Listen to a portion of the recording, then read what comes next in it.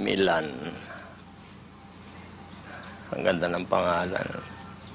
Ako naman si Lolo Noel.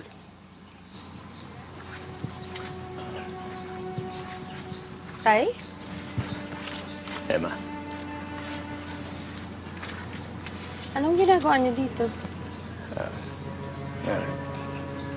Pumapasyal na kikipagkilala sa apo ko. Seryoso ho ba kayo? Papakilala kayo? Kung kailan nakabaon na siya sa lupa? Eh, teka nga ho muna. Alam niyo ho ba na nabuntis ako?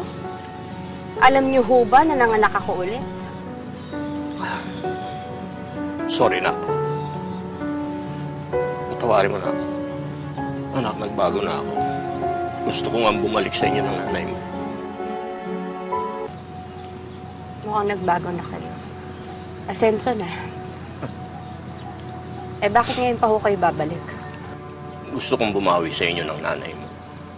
Gusto kong mabuo uli yung pamilya natin. Gusto ko kayo pa rin makasama ko.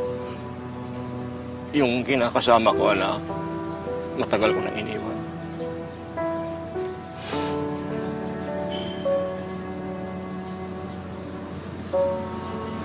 Mas mabuti ho siguro tayo si nanay ang kausapin mo kasi mas masakit ho para sa kanya yung nagawa niyo. Kung tatanggapin ba ako ng nanay mo, papayag ka na bumalik ako sa inyo. Yung totoo, hindi ko ho alam. Madami po akong problema, tay. Madami akong nangyari sa buhay ko.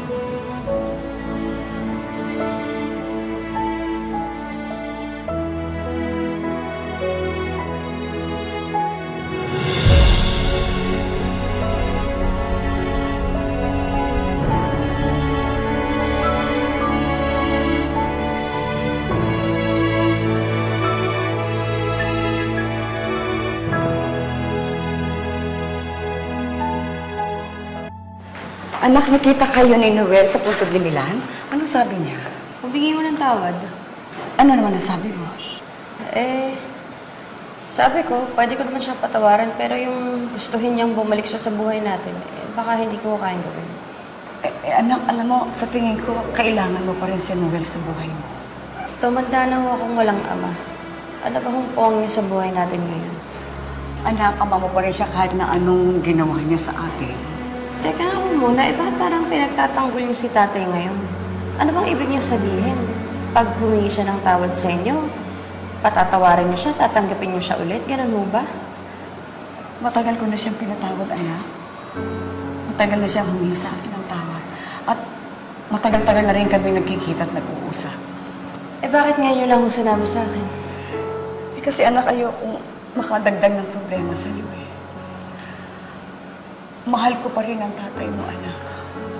Ama mo pa rin siya. At nasabi na niya sa akin na ang lahat-lahat, kaya napatawad ko na siya, anak. Sana naman, anak, huwag kang magalit sa akin. Huwag naman, anak, pero awa mo na. Hindi ako nagagalit sa inyo.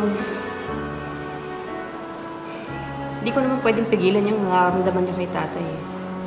Pero huwag niyo rin sanang ipilit sa akin na ilapit ko yung loob ko sa kanya.